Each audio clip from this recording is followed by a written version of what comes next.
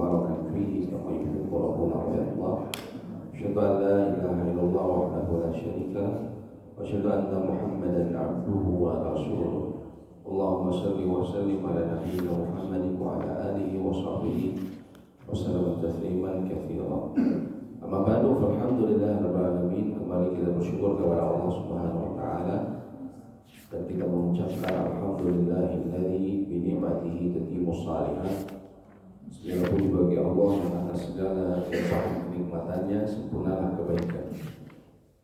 Karena dengan nikmatnya dan dari sempurnanya kebaikan yang kita terima pada pagi ini adalah tentunya kita kembali bersyukur akan ruh yang dikembalikan kepada tubuh kita setelah Allah lepaskan ketika kita tidur. Sehingga kita berucap juga alhamdulillahilladzi ahyana ba'da ma amatana wa ilaihi nusyur. Segala puji bagi Allah ya, yang telah menghidupkan kami kembali setelah mewafatkan kami, dan kepadanya kami akan dibangkitkan. Dan juga kita bersyukur karena pagi ini kita Allah mudahkan untuk menuntut ilmu setelah kita beribadah sholat subuh.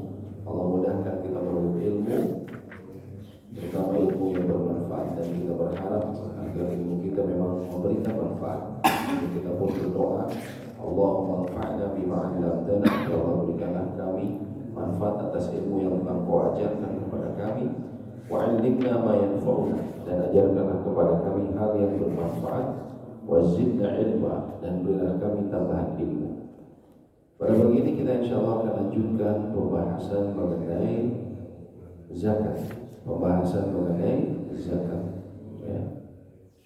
Telah kita sebutkan zakat ini ada dua, yaitu zakat yang berhubungan dengan tubuh kita, itu adalah zakat fitrah, dan juga zakat yang berhubungan dengan harta, yaitu yang berhubungan dengan hewan ternak, ya, unta, sapi, dan sejenis sapi itu kerbau, serta kambing dan yang sejenisnya seperti domba. Ya. Yang kedua adalah zakat anak daini atau dua alat tukar, ya. Yang dahulu terbuat dari emas yaitu dinar, dan juga yang terbuat dari perak dirham. Demikian juga yang menduduki posisi keduanya sekarang, yaitu uang kertas yang beredar. Ya. Dan yang ketiga ya, adalah harta perniagaan, yaitu barang yang disiapkan untuk jual beli dengan tujuan agar meraih laba. Ya. Orang jual beli maka dia memiliki zakat harta perniagaan. Juga yang keempat adalah zakat yang kita disebut sebagai hasil bumi, yaitu yang berhubungan dengan biji-bijian dan buah-buahan. Namun biji-bijian yang di sini yang dimaksud adalah yang dijadikan sebagai makanan pokok, seperti jamawut, gandum, ya, atau di kita beras, ya. Kalau di kita beras, ya, beras di sini artinya yang beras yang diperoleh dari hasil tani, ya, bukan orang yang jual beli beras. Nah, jual beli beras nanti masuknya ke zakat perdagangan. Tapi kalau yang dimaksud di sini adalah yang dari petani, yang dia menghasilkan dari hasil taninya. Ataupun buah-buahan, tapi buah-buahan ini terbatas, yaitu kurma dan kismis. Tentunya di kita tidak ada yang berjualan kurma, tidak ada yang petani kurma, yang ada pedagang kurma. Pedagang kurma juga bukan maksudnya zakatnya ke sini, tapi zakat perdagangan. Ya. Adapun buah-buahan, sebagaimana Indonesia adalah negara yang penuh dengan buah-buahan, maka dia bukan termasuk juga kepada zakat hasil bumi menurut pendapat yang kuat, ya. Karena dia masuknya ke zakat perdagangan. Karena buah-buahan yang dimaksud di sini adalah terikat dengan buah-buahan yang disimpan dan dijadikan makanan pokok. Sehingga pepaya itu bukan makanan pokok, apalagi durian, nggak ada yang jadi makanan pokok, Pak. Tapi saya ada teman yang dia bilang di kampungnya durian pakai nasi. Ada aja. Ada ya durian pakai nasi, ya. Nah, tapi yang dimaksud di sini adalah yang kayak kurma dan kismis ini memang orang Arab jadikan makanan pokok, ya. Nabi SAW itu banyak Kata Aisyah itu pernah 2 bulan berturut-turut di rumahnya hanya ada aswadan. Aswadan itu apa? 2 benda hitam. Maksudnya itu 2 benda hitam yang terlihat di rumah karena gelap itu terlihatnya hitam, yaitu air putih dan kurma saja. Jadi pernah 2 bulan itu Nabi Musa makannya kurma aja, subhanallah. Begitu pula kismis. Kismis ini adalah yang kita tahu kismis ya. Kemudian ya, yang berikutnya adalah barang tambang dan rikas. Barang tambang di sini adalah segala barang yang keluar dari bumi yang diciptakan di dalamnya tanpa ada pihak yang meletakkannya dan memiliki barang nilai berharga seperti emas, perak dan tembaga. Ya. Rikas adalah barang timbulan yang ditemukan dari tanah, harta penimbunan kaum terdahulu. Ya, seperti ini harta korun. Ya, harta korun. Harta korun ini ya di kita itu berlaku pada harta-harta peninggalan, misalnya kerajaan-kerajaan sebelum Islam ya, itu karena dia termasuk bangsa jahiliyah ya. Siliwa, Pajajaran misalnya, kerajaan Galuh ya, atau di Jawa Timur misalnya Majapahit, itu kan termasuk jahiliyah mereka. Maka peninggalannya itu kalau ditemukan oleh Anda ada ininya.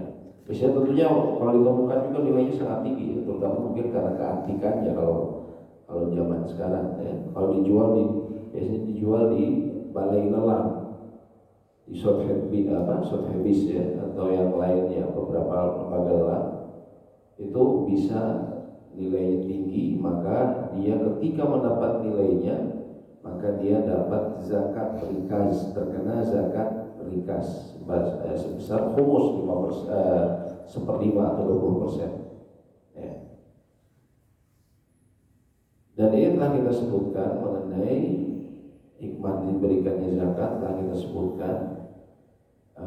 Kemudian mengenai kepada siapakah zakat diberikan, ya, atau diwajibkan kepada siapa, yaitu kepada ya, pertama diwajibkan atas seorang muslim, kemudian juga merdeka, dan dia bukan budak, kepemilikan nisab secara sempurna dan tetap ya, dimana ini sudah merupakan kelebihan dari kebutuhan primer, dan juga berlakunya 1 haul atas harta.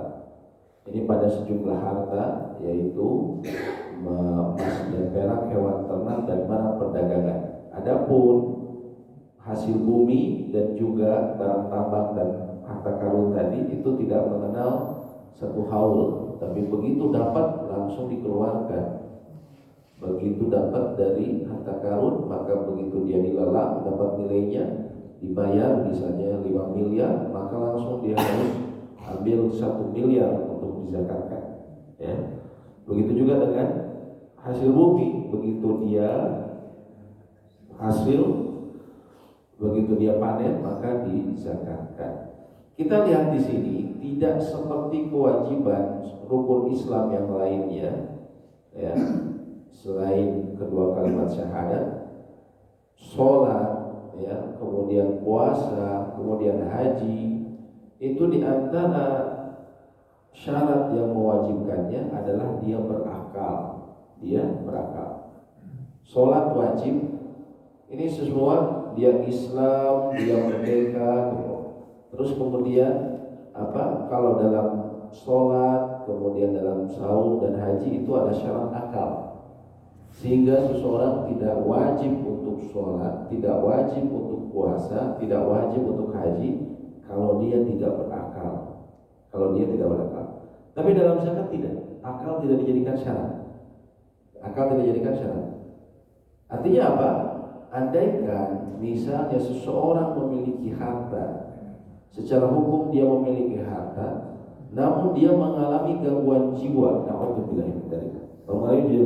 hartanya bisa jadi dulu dia warisan dari orang tuanya, tapi naudzubillah ini anak ini akalnya kurang, orang tuanya sudah meninggal, sehingga secara hukum dia memiliki harta yang dipegang mungkin oleh orang yang amanah untuk memegang hartanya ya.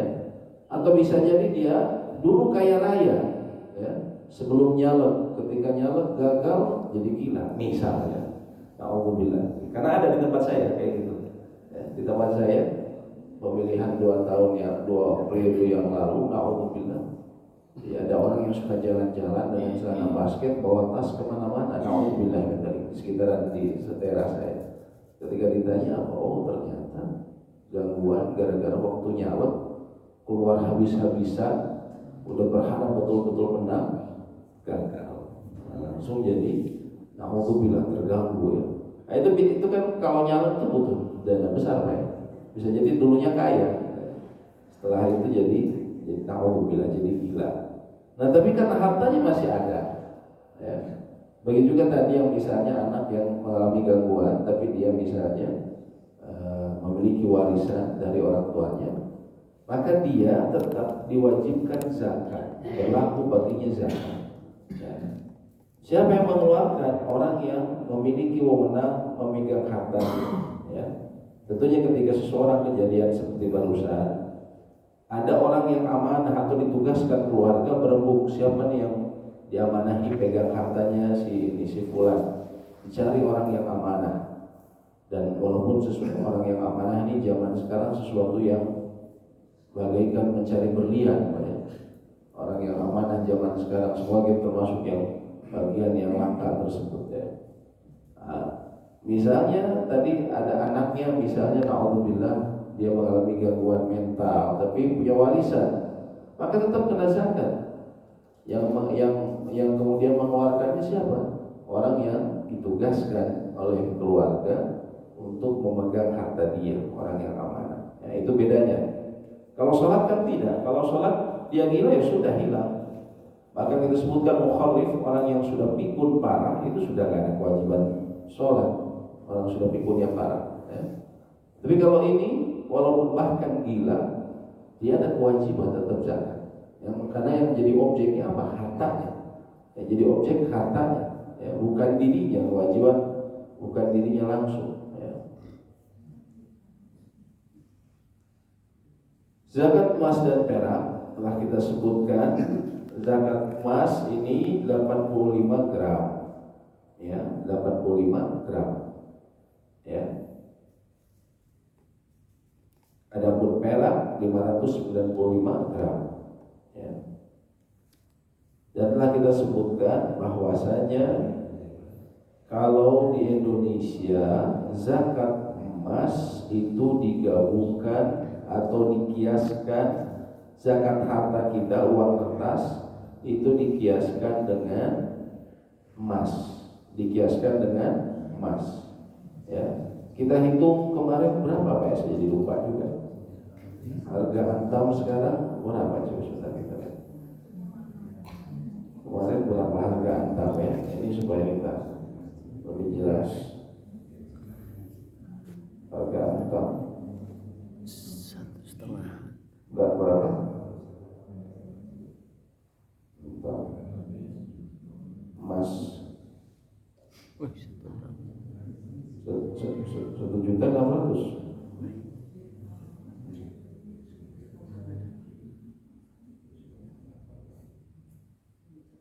1.500.000, 1.517, 1.500 dikali 1.500 Pak ya? Ya. Dikali 85 127.500. Ini nisabnya.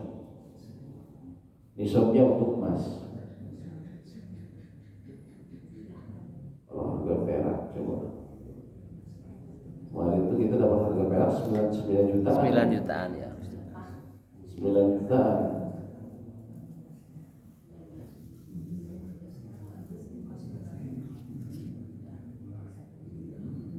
Harga perak kali ini 16.300. 16.300 dikali 595 9.600.000. Oh, emang perak lagi tinggi sekali ya biasanya.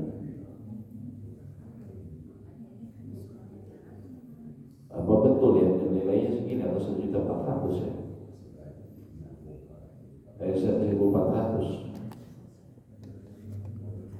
Ya kira-kira karena perhitungan yang sebelumnya saya hitung itu waktu itu 8 jutaan. 9 terlalu cepat. 9 jutaan kemarin Ustaz. Enggak, maksudnya sebelum minggu kemarin itu saya hitung tuh nilainya itu 8 jutaan. Ya. Apa ini? Karena kalau perak 8.200.000 kalau saya waktu itu hitungnya. Harga per gram 16.300, 9.600. Ya. Nah ini 9.600.000 ya, 9.600.000, 9.700.000 perak, 9.700.000. Kalau tadi 127 emas, 127.500. Nah setelah kita sebutkan kalau di Indonesia uang kertas itu zakatnya kenanya ke sini, ya. Tapi saya juga telah sebutkan bahwa kalau ulama internasional mereka cenderung mengambil kiasnya ke perak, dan ini menurut saya yang lebih tepat, ya. Karena menurut mereka ini yang karena ulama-ulama terdahulu itu menyebutkan, ya, uang kertas itu dulu kan nggak pakai uang kertas. Uang kertas itu dikiaskan kepada yang paling terendah di antara emas dan perak, atau dikiaskan ke emas dan perak, ya. Karena dulu emas dan perak nilainya hampir sama, Pak. 565 gram perak itu hampir sama dengan emas 85 gram. Karena dulu perak nilainya lebih tinggi dibanding sekarang. Sekarang perak nilainya mengalami penurunan yang sangat drastis, sangat drastis. Nah, sehingga ketika ada perbedaan, ulama-ulama menyebutkan diambil yang terendah, dan itu yang memberikan manfaat lebih besar kepada kaum muslimin. Sekarang bayangkan kalau seseorang punya tabungan, dia harus punya tabungan di 127 juta baru mengeluarkan zakat. Ini orang punya tabungan 127 juta itu sudah besar, Pak. Sudah orang yang cukup beradab, ya. Sudah cukup yang beradab. Adapun kalau dalam perak, dia 9,7 dia sudah harus keluarkan. Dia sudah harus keluarkan hartanya, ya. Itu pun kalau dikeluarkan cuma sedikit sebenarnya. Cuma 242.000, nggak besar, ya. Kalau orang sudah punya tabungan 9.700.000 itu pun semua udah dikeluarin untuk kebutuhan keluarganya, karena kan zakat itu yang dihitung dari kebutuhan keluarganya sudah dikeluarkan. Misalnya sekolah anaknya, dia juga harus bayar makan dan minum di rumahnya, biaya belanja, biaya listrik, nyisa segini, ya. Apakah berat mengeluarkan 242? Saya kira tidak, ya. Ini sama dengan dia mengeluarkan untuk pulsa, untuk ininya, ya. Untuk setahun itu kan saja. Iya, setahun, apalagi untuk setahun. Nah di sini saya juga tidak tahu kenapa kemudian Basnas itu masih mempertahankan emas. Allahuakbar, padahal dari sisi potensi mendapatkan besaran zakat lebih banyak perak. Mungkin Allahuakbar, saya kira karena mereka fokus ke zakat penghasilan, zakat profesi. Karena itu kan bulanan. Nah, bagi mereka yang zakat yang ininya, ya, yang tahunan yang lain, tapi di profesi. Tapi kan telah kita sebutkan di sini, zakat profesi ini sesuatu yang kontroversial, karena ya tidak dikenal dan juga yang dikenal zakat profesi itu dipopulerkan oleh Syekh Yusuf Al-Qaradawi. Ya, selama ribuan tahun kaum muslimin tidak mengenal ada zakat profesi, tiba-tiba beliau mengusulkan seperti itu, ya.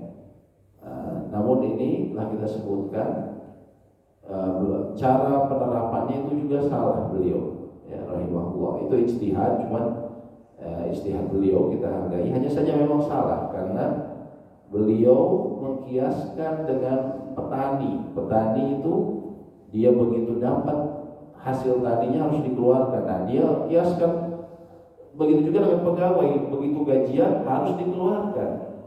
Tapi kalau petani itu dikeluarkannya, kalau dia tak ada hujan 10%, kalau sawah dia mengairi sendiri 5%. Nah sedangkan kita tahu zakat profesi 2,5%. Harusnya kalau dia dikiaskan dengan petani, secara hukum Islam, cara menghitung kias itu, kalau yang dikiaskannya ke sesuatu hal, maka hukumnya mengikuti juga. Harusnya juga dia 10% dan 5%. 10% kalau tidak ada usaha, 5% kalau ada usaha. Ya. Kalau ada usaha dari dia, misalnya dia pegawai 10% kalau dia masuk begitu saja, ya. 5% kalau misalnya dia masuk ke perusahaan, nyogok dulu misalnya. Ada usaha kan, berarti dia harus keluarkan 5%. Nah ini, sedangkan yang dikeluarkan 2,5%. Ini menunjukkan kesalahan ijtihadnya beliau. Namun dipertahankan. Kenapa dipertahankan? Bahkan lembaga-lembaga zakat itu mengkampanyekan hal seperti itu. Bahkan bapak-bapak kan yang pernah jadi, yang mungkin pegawai, juga kadang dipotong langsung dari kantor ya, 2,5% dari gajinya. Ya, 2,5% dari gajinya. Ini sebenarnya nggak boleh kayak gitu. Karena namanya zakat itu selain dari setahun juga itu dari kelebihan. Kalau dari gaji kan masih kotor Pak ya. Bapak belum ngeluarin untuk kebutuhan sehari-hari, buat apa, belum ini. Lalu dipotong 2,5%.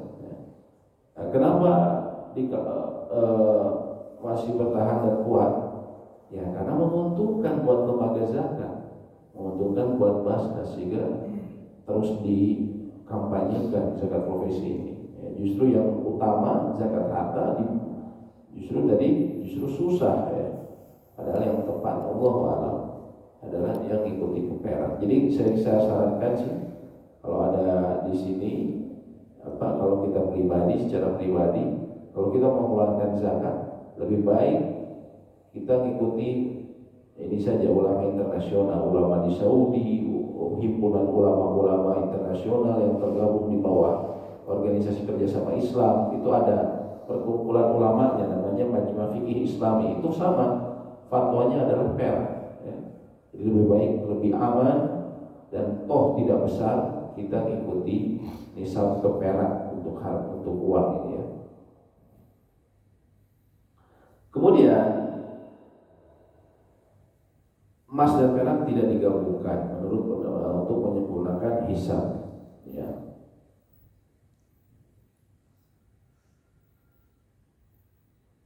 Ini kita sudah sempat bahas ya. Nah sekarang kita berbicara mengenai zakat perhiasan. Tidak ada perbedaan pendapat di kalangan ulama tentang kewajiban zakat perhiasan yang disiapkan untuk disimpan dan disewakan. Kalau ini nggak ada perbedaan pendapat ulama. Kewajiban zakat perhiasan yang disiapkan untuk disimpan atau disewakan. Juga perhiasan yang diharamkan. Seperti laki-laki yang memakai cincin emas atau wanita menggunakan perhiasan yang bentuknya hewan atau bentuk hewan, ya, bentuk hewan. Maksudnya begini, perhiasan itu sebenarnya tidak terkena zakat. Namun penulis buku ini mereka mengambil pendapat ringkasnya. Penulis buku ini, kitab ini, dia mengambil pendapat sebagian ulama yang mengatakan bahwa zakat perhiasan pun wajib, ya. Zakat perhiasan pun wajib, ya. Dan ini untuk kehati-hatian. Ya. Namun ini adalah pendapat yang sedikit ulama ya. Tapi kalau mayoritas ulama mereka mengatakan perhiasan itu tidak kena zakat kecuali memenuhi sejumlah kriteria. Kenapa? Karena yang tadi disebut zakat emas dan perak itu karena dia fungsinya sebagai alat tukar, bukan semata-mata karena emas atau peraknya, tapi karena dahulu sebagai alat tukar. Di antara buktinya sekarang yang dijadikan objek zakatnya adalah uang kertas, karena dia alat tukar. Adapun zakat perhiasan itu terkena zakat kalau misalnya memang dia disimpan atau disewakan, ya, disimpan untuk yang emang tidak dipakai. Misalnya oleh ibu-ibu memang kalau ada kelebihan beli cincin, beli gelang, tapi memang ibu jarang pakainya, pakai cuma sesekali beberapa saja, tapi memang niatnya untuk disimpan, ya, disimpan setelah ternyata dikoleksi ternyata ada 3 kilo misalnya. Maka seperti itu nanti harus dikeluarkan zakatnya. Jual. Begitu juga dengan sesuatu yang sifatnya haram. Seperti apa? Laki-laki yang menggunakannya. Laki-laki yang menggunakannya. Ya. Saya ada zakat perhiasan dan selalu dipakai Ustaz. Ya, cuma yang makainya suami saya. Dia sering pakai gelang emas, kalung emas, cincin emas. Ya. Itu kan haram. Nah, maka karena digunakan secara haram, dia terkena zakat. Ya. Ataupun para ulama di sini menyebutkan bentuk hewan. Artinya ini sesuatu yang dilarang. Ketika emas-emasannya ini berbentuk sesuatu yang dilarang, seperti tamathil atau patung-patung, atau seperti misalnya beli di Thailand, bentuknya ini Buddha, misalnya bentuk Buddha, ini haram. Ya. Atau gajah. Ya, kalau di Thailand kan gajah, maka itu harus dikeluarkan zakatnya. Kalau itu sepakat ulama. Begitu juga adalah kalau dalam bentuk yang berlebihan. Ya. Ibu-ibu memang tadi, saya nggak ada niat. Kalau yang tadi kan kita bilang niatnya memang untuk investasi, untuk apa dikumpulin Bu ya. Kalau ini memang suka aja, jadi misalnya seorang ibu dia suka aja beli untuk dipakai, memang dipakai terus, ya, dipakai terus. Hari Senin kumpul ada arisan pakai yang ini, pakai gelang emas yang ini, ya. Hari Selasa pakai yang itu. Setiap hari ganti emasnya. Memang hobi, ya. Tapi karena dalam berlebihan dari batas ma'ruf ini maksudnya yang masyarakat umumnya. Misalnya di Bandung, biasa ibu-ibu punya emas itu simpanan berapa, Bu? Anggaplah 50 gram ya, anggaplah 50 gram. Ternyata dia karena hobinya, dia pakai bukan disimpan, gak ada niatan buat investasi karena suka aja. Setiap kali ada ini emas, beli mas, beliin mas, gitu kan. Akhirnya si masnya pusing. Setelah dikumpulin ternyata melebihi dari kebiasaan masyarakat. Kebiasaan masyarakat 50 gram, ya.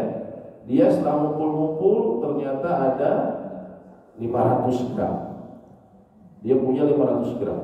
Maka ini terkena zakat. Walaupun dia pakai. Kalau dipakai itu sebenarnya enggak, cuma karena dia batas berlebihan, maka dia harus keluarkan. Nah, ada pun di bawah itu yang tadi disebutkan sebenarnya menurut jumhur tidak terkena zakat. Ya. Adapun hadis yang digunakan sebagai dalilnya penulis kitab, ya, bahwa dahulu Nabi SAW mengatakan kenapa tidak ditunaikan ketika ada 2 gelang ini istilahnya terbuat dari emas. Ini difahami bahwa ini memang sudah dalam batas yang berlebihan sehingga kemudian terkena zakat. Bukan otomatis punya perhiasan langsung dizakatkan. Bagaimana dengan berlian dan juga dengan bapak-bapak punya cincin batu bacan. Dulu kan lagi musim batu bacan, Pak, ya. Terus jadi kolektor, apakah terkena? Ya, tidak. Ini beda. Itu kayak perhiasan, dia tidak terkena. Ya. Kemudian yang berikutnya adalah zakat harta perdagangan urut tijarah. Sesuatu yang disiapkan oleh seorang muslim untuk diperdagangkan dari jenis barang apapun. Dan ini zakat yang paling umum dan paling luas. Ya. Urut adalah sesuatu yang tampak sebentar, yang tidak tetap. Ia tampak kemudian hilang karena dia komoditas, ya, komoditas untuk dijual. Dan sesungguhnya pedagang tidak menginginkan zat barang itu sendiri, tapi keuntungannya dalam bentuk emas dan perak di antaranya, ya. Zakat pada harta pedagang itu wajib, ya, hukumnya wajib.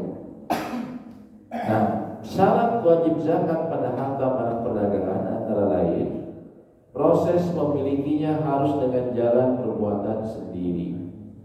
Jadi kita berdagang, misalnya ibu-ibu jualan daster, ya. Dasternya ini dengan dibeli, ya, atau menerima hadiah, ya. perbuatan sendiri, bukan proses warisan atau yang semisalnya atau sesuatu yang didapatkan secara paksa. Ya.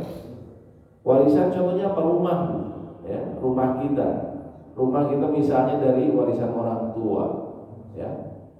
Terus nanti mau dijual sama saya, ya, dibagikan supaya ke ahli waris. Apakah terkena zakat? Tidak, karena dia bukan barang dagangan, dia mau warisan. Memang rumah itu tidak diniatkan untuk jual beli, dalam arti saya punya bisnis properti untuk dijual beli, ya. Sehingga barang warisan ini dia tidak terkena zakat. Tapi nanti kami kan setelah dijual ternyata rumahnya ini strategis, bagus, dan anggaplah nilainya 5 miliar. Ternyata kami setiap anak, ya, karena anak laki-laki semua, dapat 1 miliar satu anak. Apa kita terkena zakat? Ya, itu dimasukkan ke zakat Anda, penghasilan zakat harta Anda digabungkan dengan harta Anda, ya. Misalnya hartanya selama ini, saya selama ini hidupnya pas-pasan, ya, karena gajinya nasabong, ya, nasabong itu ya 1, ya. Akhirnya saya nggak bisa ngeluarin zakat terus, dikumpul-kumpul uang cuma sebulan cuma pokoknya 5 juta aja, ya. Terus tiba-tiba dapat warisan, dapat 1 miliar, Pak, 1 M, ya. Maka ketika 1 M, ya, ketika sudah 1 M, ya, maka dia mulai terkena nisab zakat, sudah masuk nisab zakat, bahkan jauh di atas. Mungkin dia saya harus bayar hutang, bayar ini, akhirnya 800 juta. Ya, dia tetap kena nisab, sudah kena nisab, ya. Maka dihitung kapan dia mulai dapat 800 juta.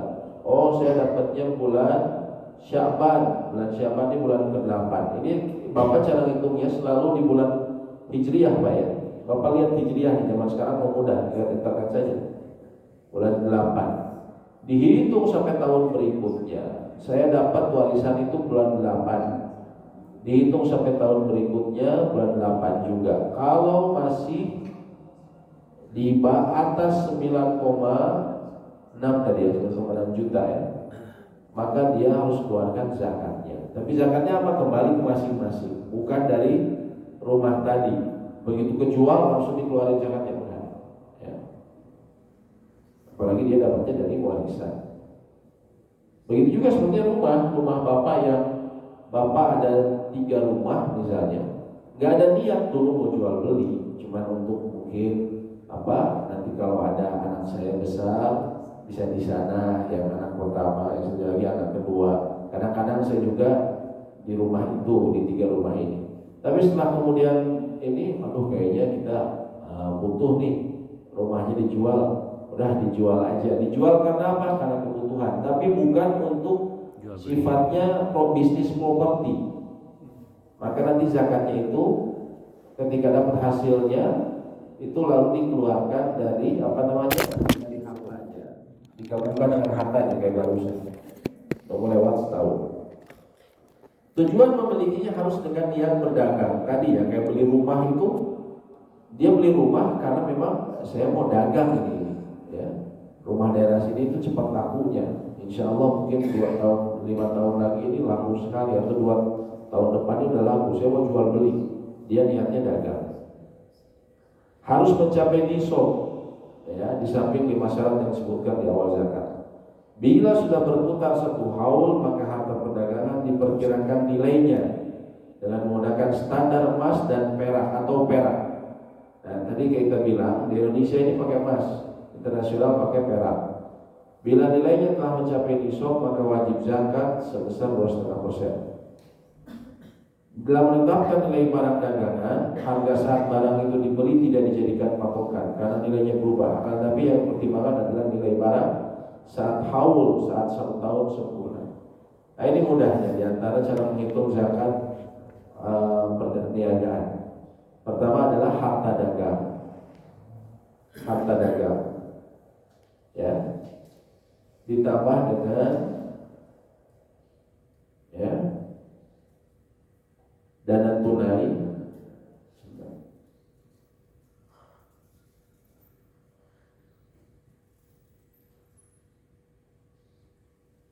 dana tunai dan atau setara tunai, kemudian ditambah piutang lancar, dikurangi utang jatuh tempo. Jadi harta dagang ini maksudnya apa? Barang-barang Bapak dagangan, nilainya diperkirakan. Ibu bisa dari daster, diperkirakan berapa nih barang saya ini semua yang jualan ini barangnya berapa nilainya, plus dana tunai yang dimiliki usaha tersebut, ya, ataupun yang setara tunai. Misalnya nih untuk keuntungan untuk perusahaan kita beliin emas, ya.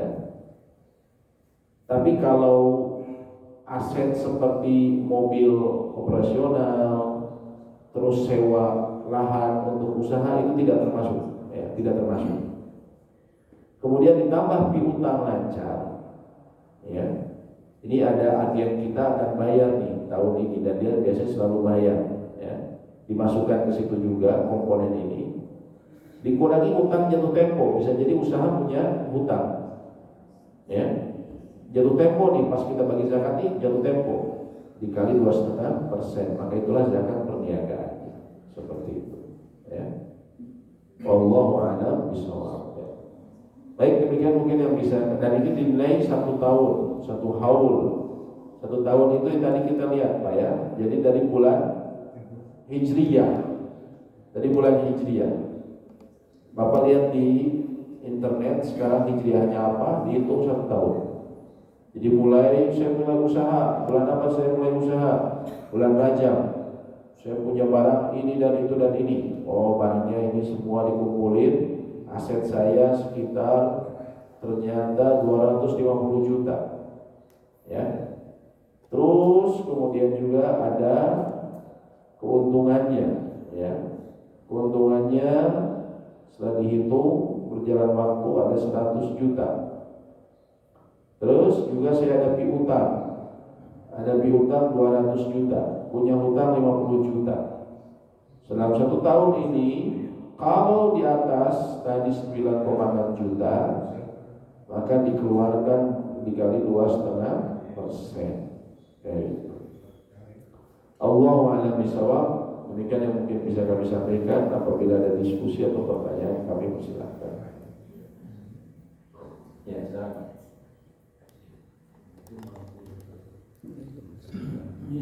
Waalaikumsalam warahmatullahi wabarakatuh. Ya. Ahli waris itu udah dapat, tapi kan tadi misalnya baru setahun. Ya. Sebelum setahun misalnya orang meninggal, apakah itu jadi hutangnya? Ya, bagi dia? Tidak, karena tadi hartanya itu harus dihitung 1 tahun. Kalau dia belum 1 tahun, berarti dia belum jatuh kewajiban zakat bagi dia. Tidak. Tapi ini gimana hartanya besar? Kan nanti kemudian dibagikan ke ahli waris. Akhirnya ahli warisnya yang kalau memenuhi syarat memenuhi nisab dari hartanya dia ternyata sudah capai nisabnya, maka ahli waris yang mengeluarkan masing-masing. Gitu. Ya, ahli waris berikutnya hartanya. Jadi dan itu pun tetap dihitung. Kalau ahli warisnya ternyata dia dapat, anggaplah tadi hartanya seperti dia punya 1 miliar tapi keburu meninggal sebelum 1 tahun, bagi ke ahli waris lagi. Ahli waris ternyata masing-masing dapat anggaplah 200 juta. Ya, artinya dia hitung lagi. Tapi bisa jadi orang kan beda-beda. Ada yang punya kebutuhannya tinggi ya, atau misalnya dia punya hutang banyak, akhirnya dia tutup segala hutangnya, nyisa hartanya 5 juta. Ya kalau itu dia nggak kena karena dia belum mencapai nisab. Walaupun sebelumnya dia dapat harta, cuman karena dia untuk bayar ini dan itu nyisa 5 juta, dia di bawah nisab, maka kemudian dia tidak wajib untuk terkena zakat. Seperti itu. Allahu a'lam bishawab. Ya. Nah, untuk masalah piutang itu utang dari usaha atau dari pribadi? Dari usaha, ini kan bicara mengenai usaha. Kalau yang zakat apa? Zakat perdagangan. Perdagangan usaha, bukan pribadi, bukan. Ya misalnya kalau perusahaan kan, kalau orang perusahaan itu ada agen, ada langganan, ya. Langganan kadang ngambil dulu, ya. Nanti bulan depan saya bayar ya udahlah karena langganan.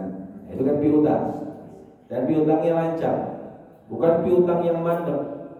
Ini ngambil ya, Ya udahlah ambil. Oh, ditagih-tagih, di WhatsApp nggak dibales, di telepon nggak diangkat, sebulan kemudian diblokir orang.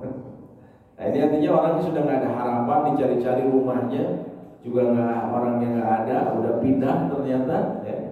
Itu kan orang kalau usaha gitu, Pak ya, kadang bapak-bapak yang mungkin di bidang usaha nemulah orang-orang yang kayak gitu kan. Nah kalau sudah seperti itu maka tidak dimasukkan. Walaupun ini kalau saya ditambahin sama uang dari yang orang yang ngambil barang tadi, ya itu saya udah terkena zakat perdagangan.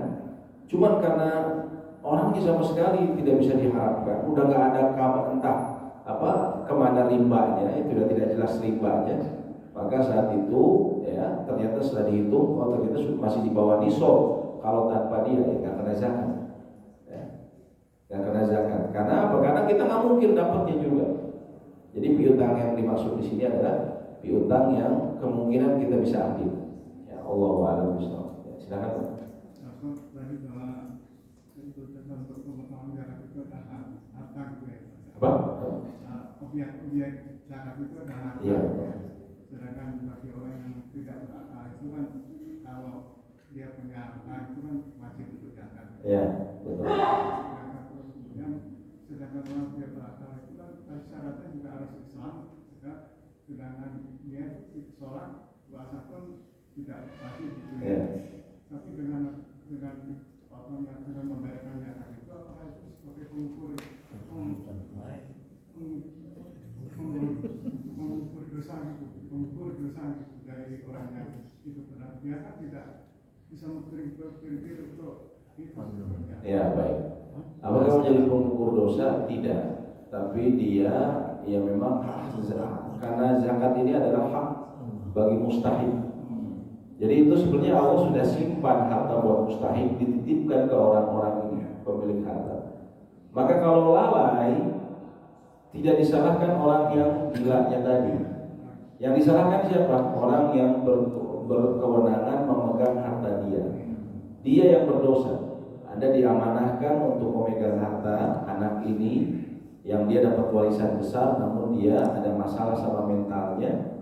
Tapi Anda sia-siakan 1 tahun demi tahun Anda tidak bayar zakat, malah Anda ambil, ya misalnya, alhamdulillah, buat kepentingan pribadi misalnya. Maka dia yang berdosa, bukan si anak tersebut.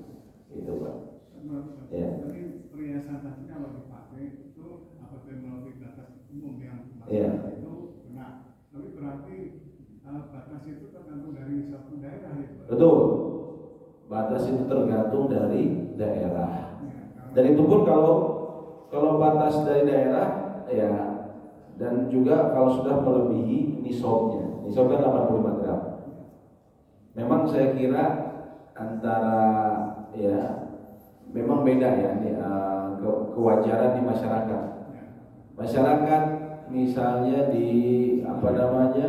orang Sunda sama Makassar beda. Cigondewa pakai emas. Iya. Oh, Sama kayak Makassar. sama kayak Makassar ya. Yang itu kan budaya pakai emas tuh Makassar, Madura. Mungkin dari Cigondewa yang pedagang-pedagang itu hobi ya, bling-bling kena ibu ya. Nah, itu tentunya beda ya standarnya. Kalau di Bandung mas sebenarnya sama Mas Joko, Mas Anwar, gitu Allah. Silakan Bu. Kalau kita misalnya tuh karena kurang ini misalnya tuh yang lalu-lalu bisa belum dijakati ya, misalnya tuh nanti kita kan kumpulin tuh udah ilmunya, misalnya tuh tahunnya harusnya hak-hak sekian tahun tuh harus keluar zakatnya terkumpul, misalnya harusnya keluarnya tuh 5 juta misalnya tuh. Nah terus kita cicil ngeluarinnya boleh nggak? Misalnya tuh dari Cicilnya karena ibu sekarang kemampuannya nggak seperti waktu dulu. ya misalnya tuh, tapi ini menutupi kewajiban-kewajiban yang dulu. Misalnya tuh bisa dikeluarkannya bertahap atau yang Baik. Yang pertama begini, kalau kita ternyata kurang ilmu dahulu sehingga kita tidak tahu ada kewajiban seperti itu dan saya ternyata sudah kena zakat, apakah harus dibayar sekarang? Jawabannya ya. Ya, karena itu hutang kita, itu hutang kepada Allah. dan hutang kepada Allah itu lebih utama untuk dibayarkan, ya, maka kita bayar. Cuman sekarang keadaan saya tidak seperti dulu, Ustaz. Misalnya keadaan saya sekarang ya kembang kempis misalnya, apa sekarang ya kurang lah saya untuk bisa bayarnya. Lalu bagaimana?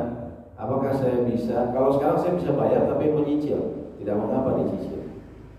Kecuali ibu masih kuat, masih memiliki kemampuan dibayar luar, jangan ditunda-tunda, bayar. Tapi kalau memang keadaan sekarang tidak seperti dulu, ya ibu dengan cara dicicil.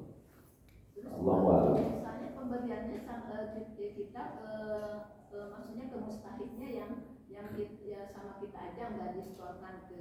Tidak ada kewajiban memberikan ke mustahik itu lewat lembaga, sama sekali nggak ada kewajiban. Nggak ada kewajiban lewat masjid, nggak ada kewajiban lewat lembaga. Sendiri kita bisa. Bahkan hukum asalnya seperti itu. Harus ada Akad itu yang penting niat. Akad itu ucapan itu hanya mustahab disukai saja. Tapi kalau kita misalnya begini, ibu punya sepupu ini kekurangan, dan sepupu ini kan bukan bagian dari yang harus dinafkahi oleh ibu kan. Dan dia memiliki hubungan kekerabatan, justru dia lebih utama untuk kita beri zakat karena dapat 2 pahala, memberikan dan hubungan kekerabatan. Nah kita ngasih, kita nggak usah disebutin ini zakat harta saya, ngasih aja. Tapi kita niat ya zakat harta. Biasanya di pertemuan keluarga, ini saya berikan sebagai zakat harta saya. Terima zakat harta si akal. Tersinggung orang. Pertemuan keluarga yang penting niatnya, yang penting ibu niatnya. Ya Allah malam besar. Ya. Seandainya tadi untuk zakat diberikan ke keluarga.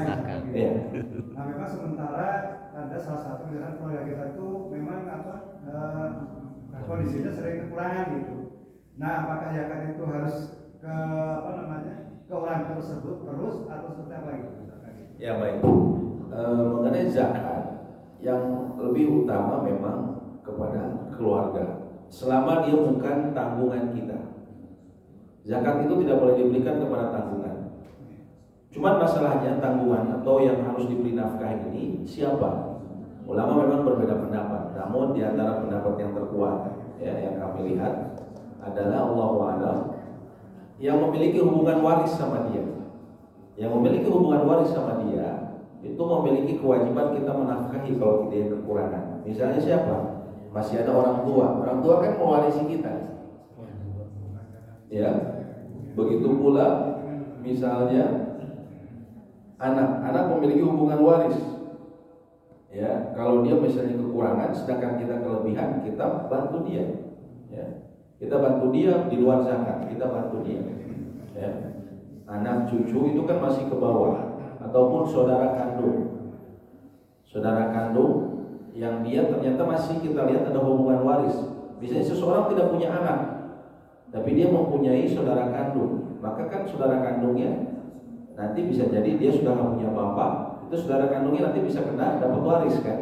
Ya.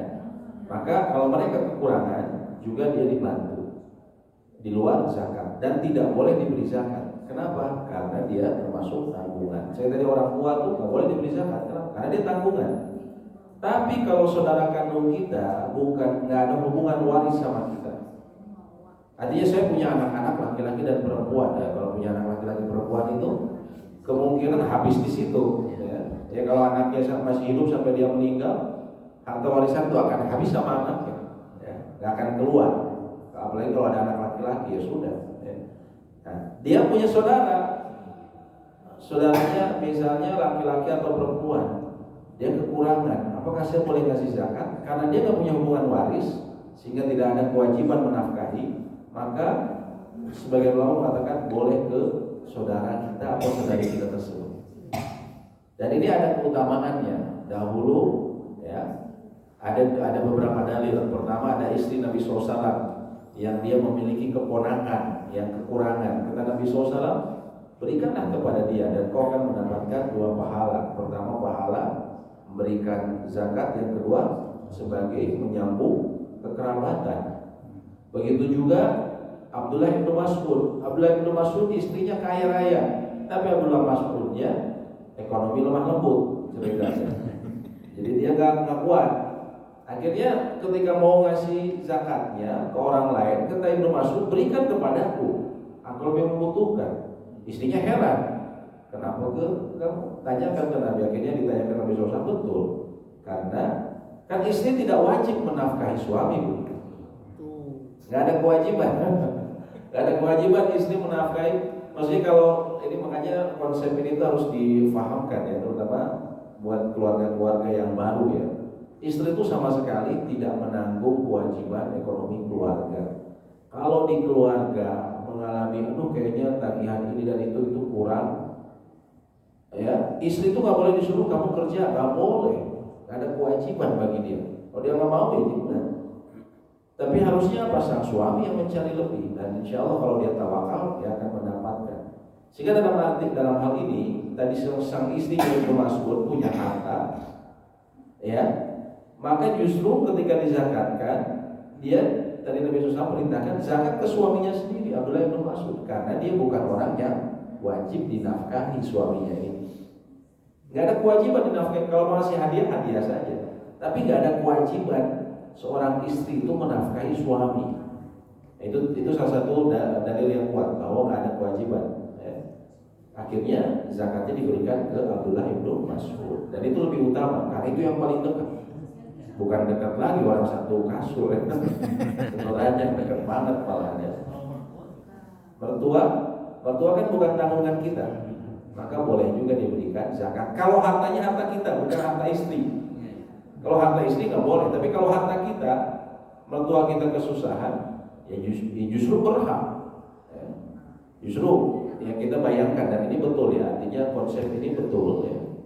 Bayangkan jangan sampai orang tua mertua kita misalnya hidupnya pas-pasan, tapi kita masih ke orang jor-joran, kan mereka pasti kesel ya, artinya kita yang susah kok yang dikasih dibantu orang lain gitu. Tapi kalau yang berada dalam kewajiban nafkah dia harus memberikan di luar zakat. Ya tadi kita bilang orang tua sendiri itu bukan zakat, tapi ya kewajiban dari dia untuk keluarkan. Walaupun dengan dia mengeluarkan bantuan untuk orang tua, akhirnya dia tidak sampai nisab. Ya, harta dia akhirnya di bawah nisab karena dia membantu orang tua, ya nggak masalah, gitu ya. Allahu a'lam. Ya. Tapi gitu Ustaz. Kalau untuk tadi yang saudara gitu ya, misalnya saudara yang tapi tidak ada hubungan waris gitu ya. Mereka masih mau kerja, tapi pendapatannya itu kurang atau mungkin semangat kerjanya kurang gitu. Nanti aja nunggu misalkan kita nanti juga dapat waris zakat dari keluarga kasih gitu. Nah itu apakah nanti tidak semangatnya itu jadi kurang untuk kerjanya karena menunggu dari waris ini? Ya kalau ini kasihan ya. Kalau ini disebutnya bab yang berbeda, hal yang berbeda ya. Artinya ini ada satu hal, ini hal yang lain. Ini satu halnya apa? Satu hal untuk memberikan zakat kepada yang terdekat. Kalau yang ini berhubungan dengan mental orangnya, dan ini tidak selalu. Nah kalau Bapak misalnya begini, tahun ini saya akan ngasih ke dia deh supaya dia berpikir, nah itu boleh saja dalam rangka apa? Mendidik dia. Ini hal yang berbeda. Bukan karena misalnya nanti takut dia malas terus kita nggak mau ngasih. Yaitu dari awal kita nggak mau ngasih, itu nggak boleh, karena tetap dia memiliki hak. Tapi kalau Bapak selama ini sudah tahun ke tahun menanggung zakat dia, ya, memberikan zakat ke dia, tapi saya lihat nih orangnya pemalas sekali. Saya untuk tahun ini saya mau ngasih pelajaran, nah itu bisa saja dalam bab untuk untuk memberikan dia pelajaran, atau mungkin dengan cara yang lain yang lebih cerdas, misalnya dorong untuk melakukan usaha atau apa. Ya seperti itu. Tapi ini pakai untuk modal ya, misalnya. Ya seperti itu. Ya silakan Bu. Mengenai ini ya, misal ilustrasinya kita punya emas misal 100 gram, kan nisabnya itu 85. Ya. Berarti yang terkena kewajiban zakat. Arahnya seperti pajak misalnya tuh ada yang terkena zakat dan ada yang tidak. Jadi 100 gram dikurangi kan nisab itu 85. Enggak seperti itu. Enggak seperti itu. Tetap diakumulasi. Diakumulasi. 10 gram jadi 2,5. Betul. Ibu punya 100 gram. Kapan ibu punya? Saya dapat waktu bulan Syawal. Bulan Syawal ini bulan ke-10 dalam penanggalan Islam. Ya, dalam malah Hijriah. Ibu punya 100 gram. Ibu punya terus sampai ini kan sudah di atas nisab Bu ya. Bukan 100 dikurangi 85 enggak. 100 saja bulan. Ibu punya sampai bulan Syawal tahun berikutnya. Bulan Syawal berikutnya alhamdulillah ada yang ngasih saya lagi emas. Sehingga sekarang nilainya ada 150 gram. Sekarang 150 gram. Sekarang zakat yang harus saya keluarkan berapa? Ibu di akhir haul ibu di akhir 1 tahun 2,5% dikali 150 gram. Seperti itu. Kadang orang suka aneh-aneh. Yang dulu saya udah punya 100, sekarang saya 150, berarti 150 dikurangi 100. Jadi berapa? 50 gram. Dihitung dari sini. Tapi kan 50 gram ini belum kena nisab. Berarti nggak bayar. Ada yang kayak gitu. Ya, berarti nggak bayar. Udah aman, gitu kan? Ada juga yang modelnya begini.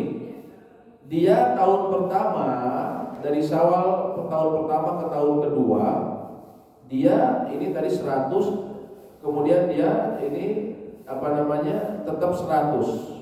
Kemudian dia dikeluarin di tahun kedua ini zakatnya 2,5%. Tahun ketiga ternyata masih 100 juga, ya karena dia nggak keluarkan. Terus dia nggak mau bayar, kenapa? Kan udah tahun lalu. Dia anggap satu objek itu cukup sekali saja, kan udah tahun lalu. Enggak. Selama bapak ibu masih miliki tahun ketiga dengan nilai di atas nisab tetap dikeluarkan. Ini banyak yang begini Pak. Ya. Banyak yang seperti itu karena pemahaman mengenai zakat ini masih rendah sebagaimana pemahaman mengenai ilmu-ilmu yang lain dalam Islam. Banyak sekali yang kayak gini. Ya. Kadang orang hitungnya seadanya aja, ya enggak serius. Padahal ini semua kembali ke dia nanti. Keuntungan kerugiannya akan dunia dan akhirat akan kembali ke dia. Seperti itu Bu ya. Allahu a'lam. Ya, Kalau besaran mengasih kepada sesaudara tersebut, apakah bisa total, separuh atau sesuai dengan kebutuhannya? Sesuai kebutuhan bisa. Artinya bapak ini nggak harus ngasih ke satu orang. Ya, misalnya ternyata kita punya nilai zakat kita itu anggaplah 10 juta. Apakah saya harus habisin ke dia? Enggak. Boleh bapak misalnya ke dia, kayaknya dia kebutuhannya sekitar 3 juta, udah kasih 3 juta. Tapi saya juga mau ngasih zakat buat asnaf yang lain. Atau misalnya satu asnaf miskin, sama-sama miskin, tapi saya ada kerabat lain. Ini tadi misalnya ini ipar saya atau ya pokoknya keluarga dari adik saya yang saya nggak punya hubungan waris. Tapi saya punya sepupu juga yang dia butuh bantuan juga, nah, saya mau kasih juga. Tadi kan 10 juta ya, ini 3 juta, saya sepupu saya 3 juta juga, ya. Masih nyisa berapa? 4 juta. 4 juta ternyata juga ada pihak lain yang membutuhkan, ya. Bapak kasihkan, ya, Bapak kasihkan ke 8 asnaf tersebut, ya. Seperti itu.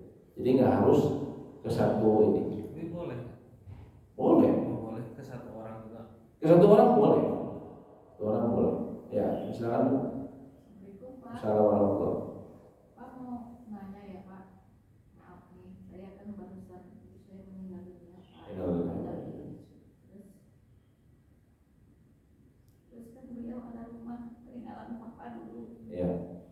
Tapi rumah itu sumur Pak. Apa? Ada sumur. Ada sumur. Ibu saya kebetulan ada sedikit emas. Terus saya bilang semuanya diuangkan, dipakai untuk keperluan waktu mama masih hidup. Waktu itu ibu saya sakit, Ya. terus sisanya bagi-bagi untuk masjid. Terus masih ada sisa. Terus saya bilang gimana kalau kita benerin sumur, karena sumur itu bawahnya tuh pasti jadi lama-lama menggerowak bawahnya tuh. Saya bilang kalau kita benerin nanti itu ambles, itu boleh nggak uangnya itu dipakai benerin sumur seperti di dalam rumah itu? Oh, uang sisa emas. Iya, uang sisa yang barang-barang emas itu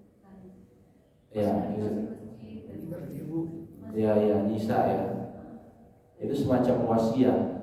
Jadi apa itu Pak ya? Wasiat, minta di ibunya ibu yang minta agar di. Enggak ada ibu Nggak ada. saya enggak. Nggak ada.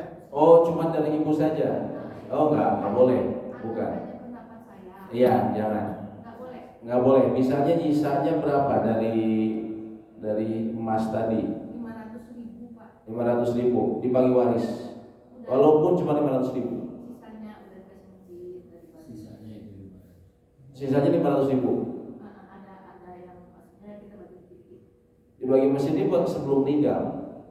Setelah. Belum meninggal. Setelah. Harus emang diwasiatkan seperti itu. Enggak. Nggak boleh harusnya. Harusnya misalnya dijual emas tadi anggaplah dapat 5 juta ya. Anggaplah dari jualan emas. Terus meninggal. Maka ini 5 juta harus dibagikan ke ahli waris. Harus dibagikan ke ahli waris. Walaupun cuma 500.000 harus dibagikan ke ahli waris. Walaupun kita niatnya ini bagus untuk masjid segala macam. Kalau tanpa persetujuan ahli waris nggak boleh. Kecuali semua ahli waris mengatakan, ya udah deh kita setuju semua yang bagian tadi, bagian warisan kita ya karena cuma 500.000 anggaplah semuanya untuk masjid aja. Kalau semuanya setuju nggak apa-apa. Bagi waris dulu. Harus bagi waris.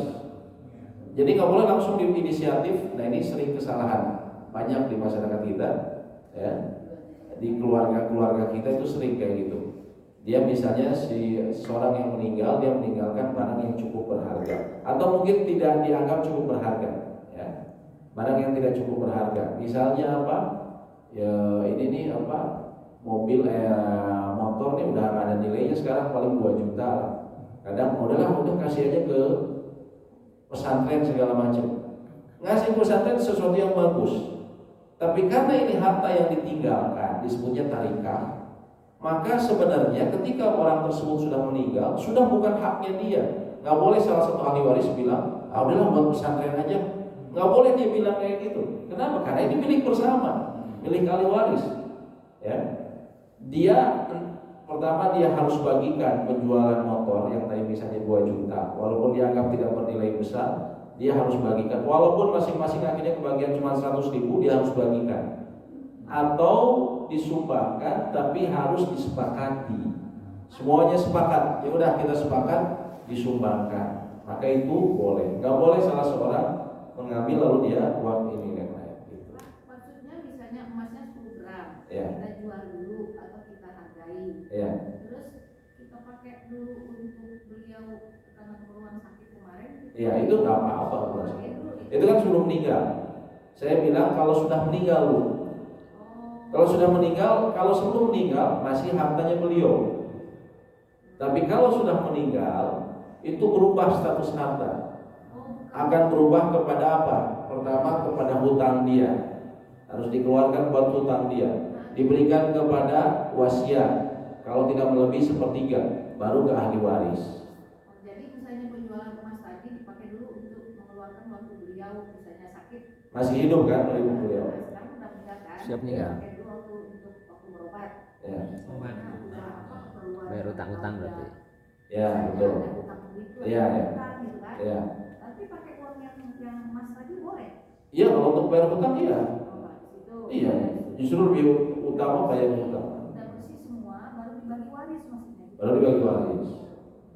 Dibagi waris. Jadi kalau harta itu ketika seseorang meninggal, yang dia pertama hartanya ini buat apa? Pertama para ulama buat maunah, peralatan dia untuk meninggal seperti kain kafan, dimakamkan, itu yang paling utama dari hartanya.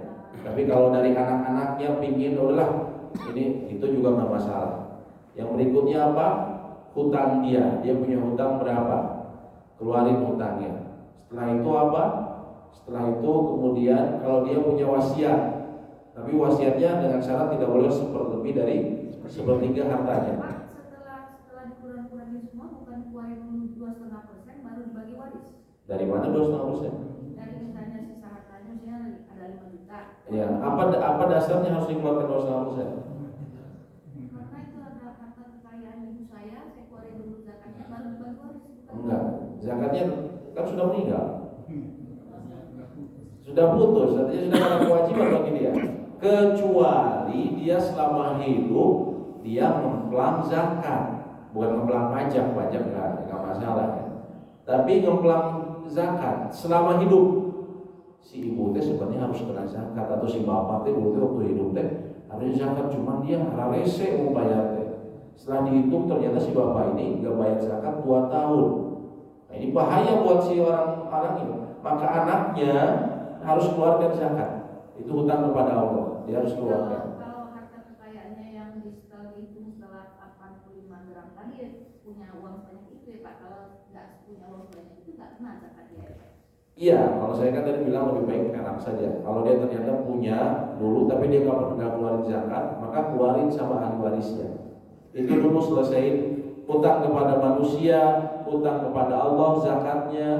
Kalau kata Imam Syafi'i dan Imam Ahmad, kalau dia sebenarnya kemampuan buat haji tapi dia tidak berhaji, harus dikeluarkan dari hartanya buat haji badal. Haji badal lebih murah, cuma 25 juta dan bisa langsung di tahun itu juga ya. Dia harus keluarkan untuk hajinya ya, baru kemudian. Karena kenapa? Karena itu kewajiban. Dia sudah punya harta, ternyata dia tidak berhaji ya.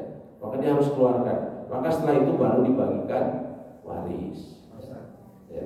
Apabila seorang suami istri itu adalah pegawai negeri, Ya. Misalkan salah satu suami atau istrinya meninggal. Ya. Kalau yang berlaku sekarang itu kan setelah meninggal kan mendapat pensiun Pak ya. Ya. Jadi kalau suami yang meninggal berarti uang pensiun itu ke istri. Nah itu apakah uang pensiun itu hak ahli waris atau hak dari istri gitu misalkan? Diperinci. Kalau misalnya tunjangan kematian ini diambil dikutip dari gajinya selama hidup, kan suka gitu ya, diambil berapa persen selama hidup ya. Kenapa ini saya dipotong? Ini Pak buat nanti buat tunjangan buat ketika Bapak pensiun atau Bapak sudah meninggal ya. Diambil dari apa? Dari gajinya. Nah kalau itu artinya dari apa? Dari penghasilan dia, dari penghasilan ya. Makanya ketika meninggal, walaupun judulnya tunjangan istri, karena awalnya dari harta dia, maka harus dibagikan waris. Misalnya dapat dari kantor berapa? 10 juta, kalau besar begini 5 juta anggap 5 juta. Maka ini semua dulu dari papa dipotong untuk gajinya waktu masih hidup. Maka itu harus dibagikan sesuai dengan ahli warisnya. Ahli warisnya si ibu ternyata karena punya anak dia dapat 1/8 harta. Anak yang laki-laki dapat berapa, yang dapat tiap bulan dihitung langsung persentase dibagikan sesuai persentase. Nggak boleh dikuasai oleh istrinya saja. Bukan, karena apa? Itu dari hak, sebenarnya harta sang suami. Kan dia dipotong dari gaji. Kan biasanya dipotong gaji bulanan kan? Ya. Dan itu harus dikasih tahu, harus dikasih tahu. Karena kan setahu saya gini Pak Ustaz, apa namanya? Kalau peraturan pemerintah itu kan untuk menghidupi istri itu makanya kan beda kasusnya dengan ini. Jadi seperti ini saya baru sebutkan kasus pertama. Yang pertama tadi ngambil dari gajinya bapak, dipotong. Beda dengan perusahaan yang dia memang sama sekali nggak ada ngambil gaji, tapi kami ingin memberikan penghargaan, terutama buat istrinya yang sudah mendampingi dia. Akhirnya perusahaan ini ngasih buat istri mantan karyawan yang sudah meninggal. Ya, judulnya memang untuk istri, bukan dulu diambil dari hartanya dia. Maka itu memang apa namanya haknya istri. Tapi umumnya kan memang dipotong dari gaji, Pak ya. Iya, betul. Ya, kalau dipotong dari gaji itu jadi hak waris. Hak waris. Itu fatwa ulama-ulama kontemporer seperti itu. setiap bulan tuh harus dibagi tetap ke ahli Dibagi, warisnya gitu ya. dibagi. Nah, harus dikasih tahu. Kecuali kalau ahli warisnya meridokan, Ustaz. Boleh. Misalnya Misalnya merindukan ya udahlah buat ibu saja, Ya. itu nggak apa-apa, beda cerita. Artinya mereka sebenarnya udah ada hak, tapi mereka berikan. Tapi yang sering itu adalah ya mereka tidak paham sehingga kemudian langsung buat sang ibu, ya seperti itu. Dan kalau uang amplop kematian itu Enggak, kalau uang amplop kematian itu bukan waris, tapi itu buat keluarga, itu kan uang duka ya. ya Uang duka itu buat keluarga, ya Yang itu buat buat yang keluarga. berarti dibagi sama anak juga. Ya dibagi sama anak, tapi dia bukan waris karena dia bukan. Jadi sehingga dia misalnya ini buat pemakaman, buat apa boleh dia pakai. bayar hutang. Buat ini, buat disumbang nih, buat bapak yuk kita sumbang aja lah. Ya silahkan. Tanpa perlu dibagi waris karena dia berbeda dengan harta meninggal. Dia sudah meninggal statusnya. Orang meninggal sudah nggak bisa dapat apa-apa, ya. Maka dia bukan harta warisan. Status waktu dia. Ustaz, untuk ngasih kepada saudara ini, apakah baiknya kita kasih total atau dikasih per bulan karena dia terindikasi sudah malas bekerja? Ya, Allahu a'lam, sebagian ulama menyebutkan boleh kita memberikan secara menyicil. Kalau kita Kalau menyicil. kalau dia kita kasih ini takut habis. Padahal dia masih banyak kebutuhannya. Allahu a'lam, ya, yang kami pernah pelajari diperbolehkan kalau ada maslahatnya seperti itu. Ada maslahatnya seperti itu. Tapi kalau memang dia ternyata membutuhkan untuk biaya pengobatan segala, hukum asalnya memang harus langsung dikeluarkan. Hukum asalnya itu gitu. Ya. Hukum asalnya harus dikeluarkan. Ya. Tapi takutnya ini. Ya, tapi kalau kita tahu ternyata ini mah pasti dipakai ini. Buat ini dan itu gitu kan. Ini dan itu dan anu, ya sudah. Kalau gitu kita atur gitu kan. Kita atur seperti itu. Maslahatnya. Allahu a'lam bishawab, ya. Baik, demikian mungkin yang bisa kami sampaikan, semoga memberikan manfaat. Kita kasih tanda dulu, aku lupa ini sampai